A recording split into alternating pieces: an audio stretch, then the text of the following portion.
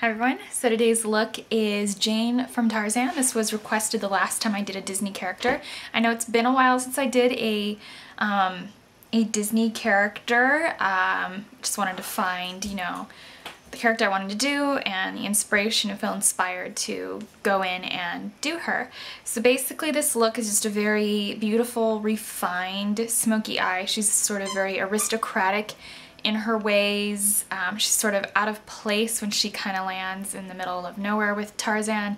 So just did a very smooth, fun, smoky eye. The colors are incorporated because she wears colors. She's in a very colorful environment.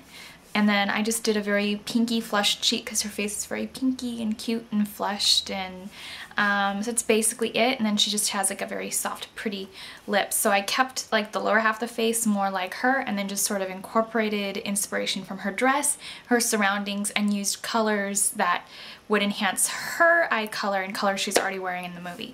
So I hope that you enjoy this look, and thank you so much for watching. So to get started on the look, I've already prepped and primed my face, filled in my eyebrows, applied the 100% pure organic coffee bean caffeine eye cream. It's already starting to go flat a little. This is newly packaged. I noticed on Beautylish people were saying that they love it, but packaging wasn't great. I guess it still smells slightly like coffee, so just a heads up if you hate that. Overall, I like the eye cream though. Then I took the All Natural Face Magic Vegan Eyeshadow Primer from the allnaturalface.com. And then for underneath my eyes, just to make it look very bright and young, I'm going to be taking the Physicians Formula. This is their Youthful Wear Cosmeceutical Concealer, and it's a 3-in-1 step process.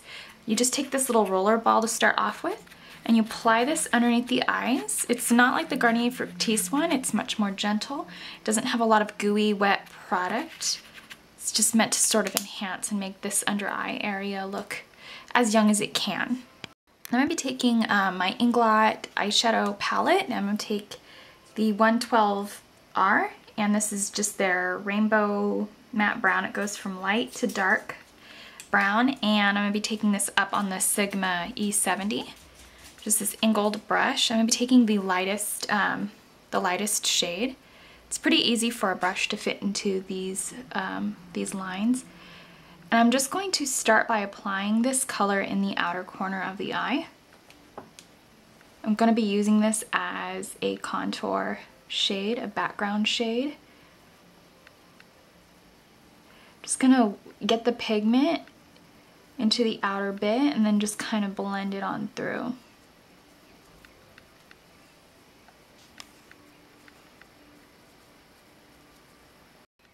And then I'm going to be taking some of this mid-tone peach on that same Inglot brush, and I'm just going to kind of place this where the transition color is and that brow highlight.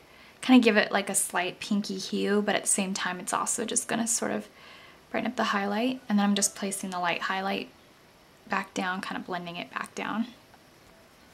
For those of you who have seen Tarzan, Jane was wearing sort of like a yellow dress, and my dog decides to play with a squeaky toy right now, so I apologize. I'm going to be taking this yellow toned color, and it is an AMC number 57. It's this bright, bright yellow. I hope the camera's picking it up for some reason. It seems to be like a buttery yellow, which is not the color. I'm going to be placing this all over the eyelid. Just a very fun yellow. Her dress is kind of buttery yellow in the movie, so I guess you could always take a softer toned yellow, but it does have a lot of accents of very intense, vibrant yellow, so that's basically what I'm just trying to do, just to make the eye look kind of fun. I'm just going to take my finger that you see me doing and just kind of press the eyeshadow onto the lid because it's a little on the powdery side. Inglot shadows can kick up a little bit of dust. They're not poor quality, they're just very kind of powdery, but they do glide on very smoothly. Now she wears a lot of sort of just earthy tones. She's brunette, and there's a lot of earthy tones throughout the movie behind her trees. So I'm going to be taking this sort of olive color right here, and this is DS number 471, and we're just going to apply that using that same Inglot brush. I'm going to stamp this in the outer portion of the eyelid.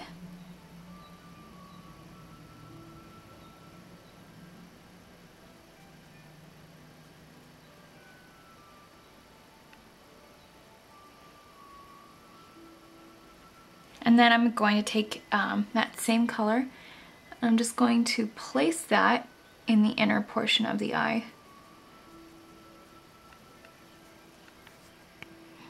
And then I'm going to be taking a little bit of a fun kind of color, but it's going to be a neutral. It's like a fun dark brown. I'm going to be taking AMC 53, that chocolate color right here in the corner.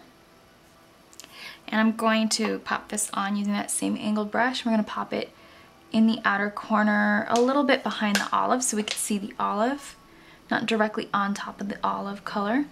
And the reason I took the olive color as a transition is just to sort of ignite the undertones in anyone's eye shade. My eye shade, it'd look great on a number of eye colors.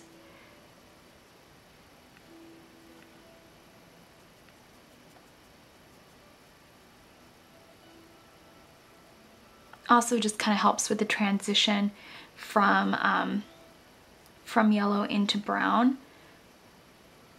Otherwise this can look very Simba. I'm going to be taking that same angled brush, and you kind of saw me start to scooch number 53 into the crease a little ways, so I'm just going to kind of move that up a little bit, just kind of barely tapping it in.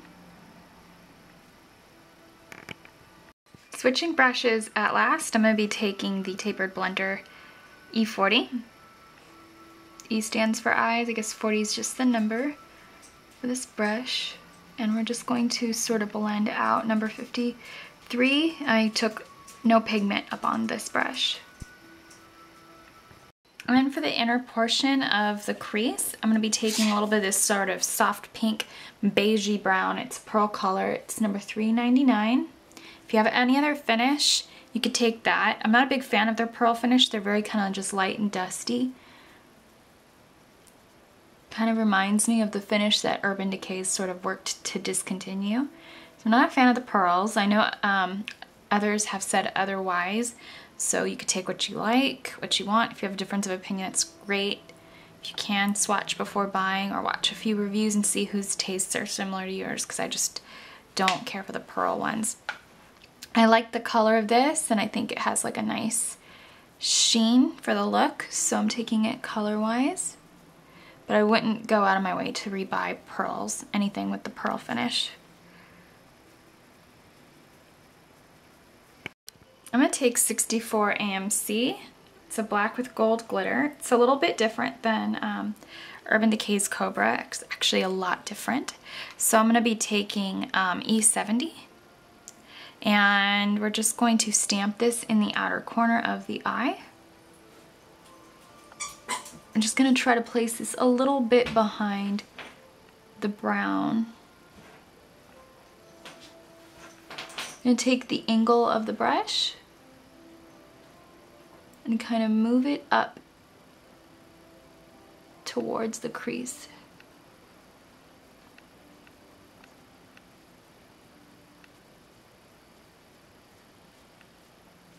And then just kind of try to pull it in, taking like little refined baby strokes, and then move it in at a slow, steady pace so it doesn't look harsh. And I'm going to take this blender again.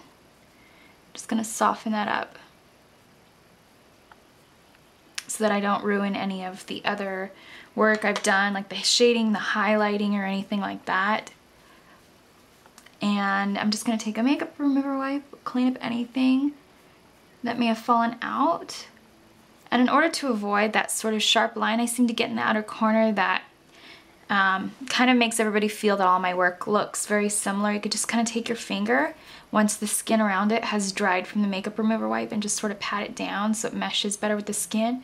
Or you could take, once you have your foundation on, you could just take a little bit of face powder and dust that out. And then for the upper lash line, I'm going to be taking a little bit of Stila Stay All Day Waterproof Liquid Liner. I'm just going to line my upper lash line.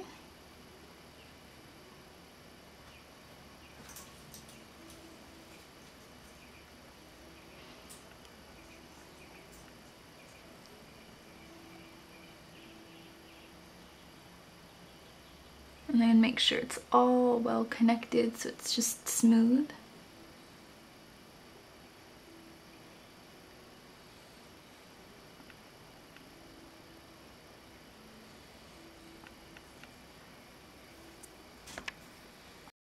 take the Too Faced Perfect Eyes Perfect Liner in Perfect Black, and we're just going to tightline and waterline. And then I just do a little bit on the lower lash line because I don't want it to fall down or smudge out. So I just take that bevel edge smudger after I put a little on and then just kind of blend it out. And then just to keep this as hygienic as you can always just kind of wipe it down with makeup remover after every use. Or you can use some sort of disposable applicator instead if you want. Now I'll be taking kind of like a deep forest evergreen color, and I'm going to be taking AMC. That's not marked right. I hate it when I mark my things backwards. I'm such a diphead. Pearl 414, and it's just this forest evergreen. I'm so bad with numbers. I wish these would have names, but I realize that it's costly and that's how they keep their affordability, is having the numbers. But so just take a deep forest green. I'm pretty sure that's number Pearl 414. So I'm going to place this underneath the eye. Yeah, I'm pretty sure because I know this is an AMC shine, and that's how I found out they were backwards. I'm just going to place it on the lower lash line. And then for my face, I used Zuzu Luxe foundation in L6, which it's okay. I would not buy it again at this time. Maybe if my face healed a little bit, some of the scarring, I'd get it again. But it's not really the coverage I want, and it feels very heavy for being the coverage of a tinted moisturizer. I use a lot of tinted moisturizers. I like them, but they're always very kind of nourishing. They feel light, they're glowy, and they give your skin a nice pop. This one's just very matte and hard to blend and kind of dries and feels very heavy like a Pro Longwear, so that's why I don't recommend it. For myself, if you have perfect skin and you like that sort of dry powder foundation because you have very oily skin, then I would definitely recommend it. It's paraben free, it's vegan, it hasn't caused me any skin issues, so maybe I'll try it at another time. But yeah, I'm not going to buy a full one right now. The Physicians Formula Youthful Wear Concealer, I used step 3 underneath the eyes to counteract redness. It's just a yellow base concealer. And then I used this very full coverage creamy concealer stick for any problem areas. For the blush, I took an eyeshadow and I used Inglot's number 361, which is this soft sort of matte peach on the face, and I applied that using the Sigma Duo Fiber brush.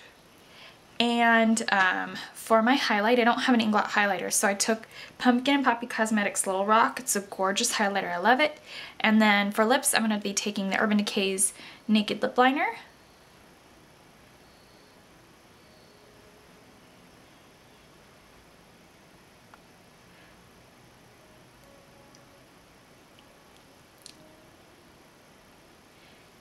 And fill them in.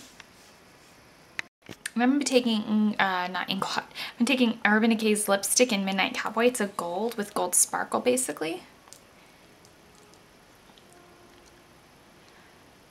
And I don't have a nice Inglot lipstick to share with you because I don't have a color that will work with this look. But if you do, they do make other subdued colors. You can rock those as well. I'm going to be taking a little bit of this Little Rock highlighter.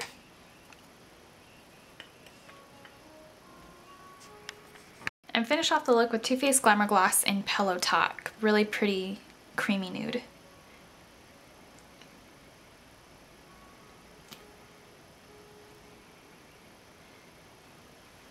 And that'll just sort of kind of sting your lips a little bit and puff them up a little bit, and of course gloss will do that.